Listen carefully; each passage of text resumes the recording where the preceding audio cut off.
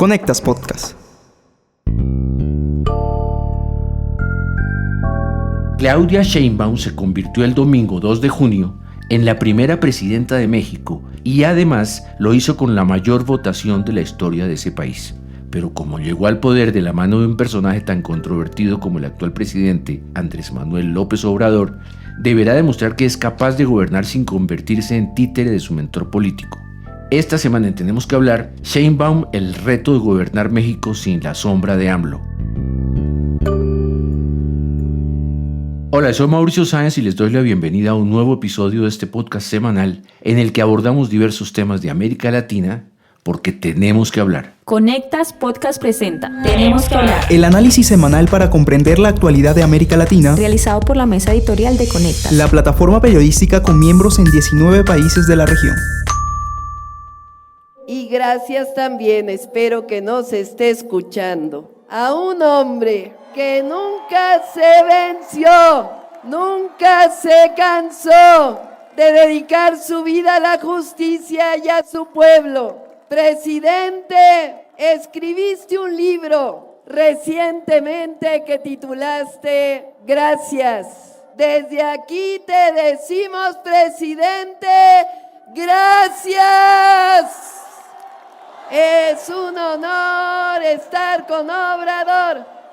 Apenas se conocieron los resultados de las elecciones, Claudia Sheinbaum se dirigió a una multitud en el Zócalo, la plaza central de Ciudad de México. Desde allí hizo las promesas habituales de los presidentes electos, pero sobre todo agradeció a Andrés Manuel López Obrador, el mandatario saliente que la designó como su heredera política. Para los latinoamericanos estas sucesiones a dedo no son extrañas y de hecho son bastante más comunes de lo que uno cree, pero no siempre terminan bien.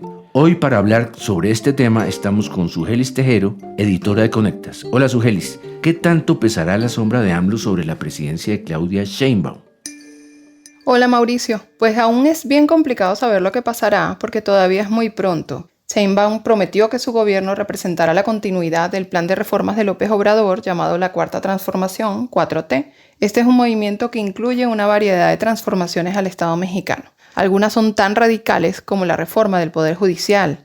Una de las cosas que AMLO propuso es que los jueces sean elegidos por los ciudadanos, como pasaba en el siglo XIX. El proceso actual es que el Poder Ejecutivo propone a los candidatos que luego el Senado elige. Entonces Sheinbaum ha prometido seguir ese paquete de reformas. Y si bien nadie duda de su compromiso con la agenda de AMLO, algunos analistas creen que la nueva presidenta quizás se enfoque más en las medidas menos controversiales, un poco para bajar el nivel de conflicto que existe entre López Obrador y algunos sectores de la sociedad. Pero podría surgir un enfrentamiento con AMLO cuando vea que Sheinbaum no aplica su plan exactamente como él quiere. Todo es especulativo ahora, Mauricio. Habrá que esperar lo que ocurrirá después del 1 de octubre, cuando Sheinbaum asuma la presidencia. Pero por ahora, la relación entre ambos es buena y López Obrador ha repetido una y otra vez que se retira a su rancho en Chiapas y que no va a participar más de la política ni de ningún acto público. Escucha lo que dijo él mismo al día siguiente de conocerse los resultados de las elecciones. Y que quede claro, que se oiga bien y que se escuche lejos.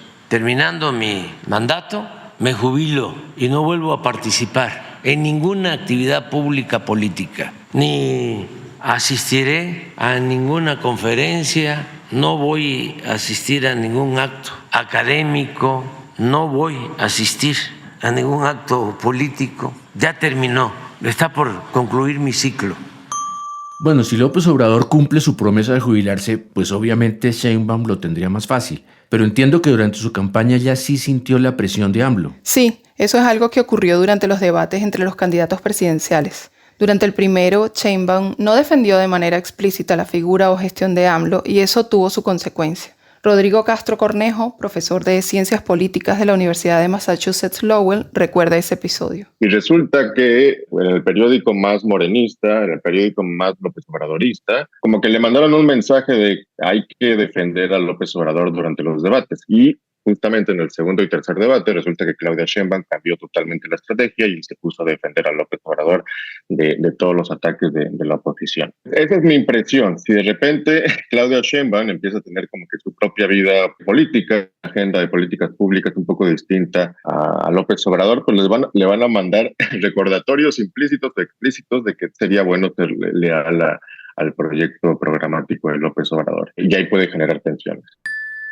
Pues me perdonarás, pero eso fue una mala señal. Habría que ver si eso seguirá ocurriendo en su mandato, pero sobre todo si Sheinbaum se dejará, porque quienes la conocen dicen que es una persona muy de principios y que tiene un carácter bastante fuerte, pero además tiene un currículo impresionante. Es una científica con doctorado e incluso participó en el panel de expertos sobre cambio climático que en el año 2007 recibió el Premio Nobel de la Paz. Sheinbaum es una luchadora contra el cambio climático y justo en ese tema podría haber alguna diferencia de políticas entre ella y AMLO. Hay que olvidar que México es productor de petróleo y mientras Sheinbaum aboga por una transición hacia las energías renovables, durante su mandato López Obrador reforzó la producción petrolera y la dirigió hacia el consumo en el mercado mexicano. Incluso llegó a decir que hablar de energías renovables en México era prematuro. Pero en caso de que se concrete un distanciamiento entre ambos, cualquiera que sea la causa, no parece que vayamos a ver una ruptura rápida y abrupta. Al contrario, debería ocurrir de forma muy lenta, muy progresiva. O al menos así lo ve Arnoldo Cuéllar, director y fundador del Laboratorio de Periodismo y Opinión Pública de México. Conociendo la tradición de la política mexicana, creo que es factible pensar en una separación de Sheinbaum de las políticas más radicales de López Obrador, una mejoría en su relación con muchos de los sectores con los que López Obrador se confrontó, pero esto no va a ocurrir de manera inmediata. Para ello tendrá que afianzar a las instituciones que recibe, ir separando a algunos funcionarios que sin duda le serán heredados, también mantener su propia relación con los gobernadores, muchos de los cuales pues provienen del tiempo de AMLO y todavía tienen tiempo de mandato con Claudia, y la relación con las Fuerzas Armadas. Cuéllar también me contó que ese proceso podría llevarse fácilmente 3 años, que es la mitad del periodo presidencial mexicano. Pero las primeras señales de fidelidad de Sheinbaum hacia AMLO serán los nombramientos de su gabinete de gobierno. Exacto, ¿qué tantos ministros o secretarios, como los llaman allá, de AMLO repiten en el nuevo gobierno? Pero está claro que no hay señales de que pueda haber una ruptura política de la noche a la mañana. Como dijimos, no será algo rápido y virulento y pareciera que hacerlo así, de una forma más amable, por llamarlo de alguna forma, le podría dar a Sheinbaum suficiente aire para construir su propia base de apoyo político mientras mantiene su popularidad. Esa es una estrategia que ha dado resultados positivos en otros países de la región. Sí, porque como decíamos al principio, en América Latina los presidentes, sobre todo los que tienen tendencias populistas, suelen nombrar a su heredero político. Y habrá quien diga que en todas partes, incluso en los países desarrollados, hay sucesores y dinastías políticas. Y es verdad, pero en América Latina lo diferente es la forma de designar al sucesor. Andrés Malamud es un politólogo argentino que ha analizado mucho este tema. Solo que a veces uno confunde dinastía con dedazo. El dedazo no siempre involucra a un miembro de la familia. En las democracias establecidas, la capacidad del dedazo consiste en imponer un candidato en el propio partido. La característica de México era que ese partido iba a ganar las elecciones. Pero en otros países lo que vemos es que siguen siendo los incumbentes, los oficialistas, los presidentes en el cargo, los que tienen capacidad de designar al candidato de su partido. Tenemos varios dedazos recientes en la región, fíjate. En Argentina, Cristina Kirchner con Alberto Fernández. En Brasil, Lula da Silva con Dilma Rousseff. En Paraguay, Horacio Cartes con Mario Abdo y también con Santiago Peña. En Ecuador, Rafael Correa con Lenín Moreno. En Venezuela está Hugo Chávez con Nicolás Maduro. En Bolivia, Evo Morales con Luis Arce. Y en Colombia, Álvaro Uribe con Juan Manuel Santos. Y eso por nombrar algunos de los más recientes. Y en esa lista hay buenas y malas experiencias. Vamos a empezar por una de las malas, Bolivia. Desde hace años, ese país vive una crisis de gobernabilidad bastante fuerte, justamente porque el actual presidente Luis Arce rompió con Evo Morales, quien lo había ungido como su heredero político. Arce fue ministro de Finanzas de Morales en 2 ocasiones y en 2020 se convirtió en presidente. Morales había salido un año antes de la presidencia en medio de denuncias de fraude electoral. Cuando Arce llegó al poder, enterró completamente su lealtad hacia Morales. Y lo interesante en este caso es que sí hubo una continuidad en muchas de las políticas, pero la distancia que hay entre ellos es tan grande que hoy el partido de ambos, el MAS, está profundamente dividido y eso complica muchísimo la gobernabilidad de Bolivia. Erika Brockman fue legisladora en ese país, y además es experta en temas políticos. Cuando hablé con ella me dijo que duda que la situación entre Evo y Arce pueda replicarse entre AMLO y Sheinbaum. Pero en el caso de México hay una tradición que es indiscutible, que es la no reelección. Y creo que el virus tóxico que en Bolivia está generando todos estos problemas de gobernanza política es precisamente la posibilidad de reelección. Hay muchos analistas, entre ellas yo me incluyo, de que debiera anularse el derecho a la reelección. Sugelis, pero además de Bolivia, en la región hay muchas experiencias traumáticas con los delfines políticos. Por ejemplo, está el caso en Ecuador de Lenín Moreno con Rafael Correa. Y en Colombia también hubo una ruptura muy grande, la de Juan Manuel Santos con su antecesor Álvaro Uribe.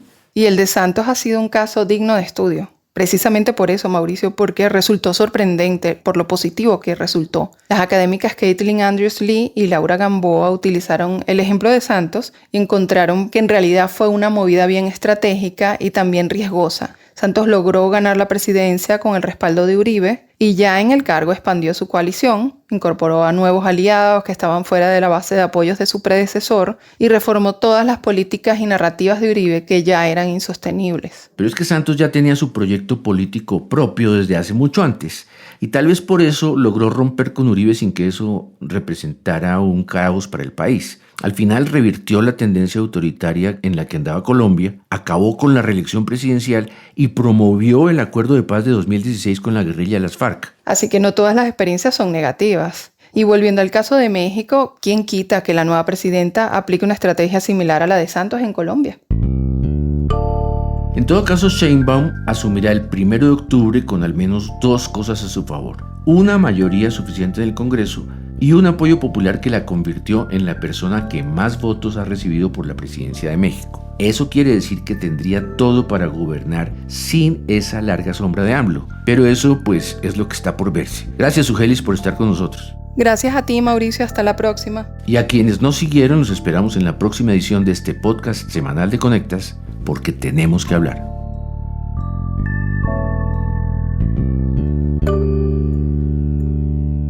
Para conocer a profundidad más contenidos de análisis sobre las Américas, visítanos en www.conectas.org. Escúchanos cada semana en Spotify, YouTube, Apple y Google Podcasts. Activa las notificaciones y déjanos tus comentarios porque en Latinoamérica tenemos que hablar.